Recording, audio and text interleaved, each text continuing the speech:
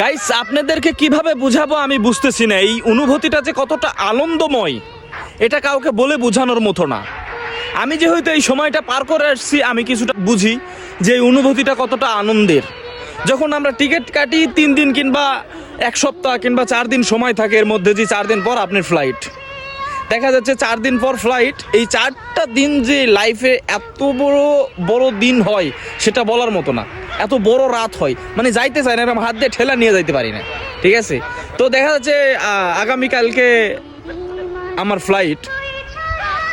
তো সেই রাত আপনি হাজার চেষ্টা করেও আপনি ঘুমাইতে পারবেন না, ঘুম ধরবেই না আপনার, ঘুমাইতে পারবেন না। সারা রাত চেষ্টা করে, হাজার চেষ্টা করে ঘুমাইতে পারবেন না, এত অনুভূতি এই রাতটার।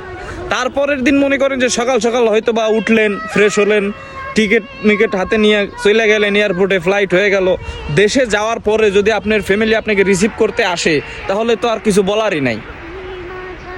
যদি আপনি বিবাহিত হন, আপনার হয়তো বাচ্চা আসলো সাথে, পরিবারের সাথে, তাহলে তো মাশাআল্লাহ, আর কোনো কিছু বলারই নাই। বাচ্চা কোলে নেওয়ার পরে যে একটা আনন্দ পাইবেন, আপনি মনে করবেন যে বিদেশে যে কষ্ট করছেন সব কষ্ট শেষ।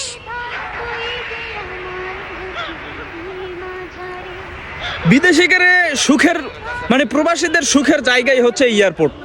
যাওয়ার সময় যে একটা পরিবারের মানুষ যখন নিতে আসে না, যখন সবাই বুকে জড়ায় নেয়, তখন যে একটা আনন্দ, এটা কাউকে বলে বোঝানো যাবে না। গাইস, দেখেন এই ভিডিওটা, আশা করি বুঝতে পারবেন। আর ভিডিওটা একটু বেশি বেশি সবাই শেয়ার করে দিবেন, আরও 2-1 জন যেন দেখতে পারে, এই সুযোগ করে দিবেন।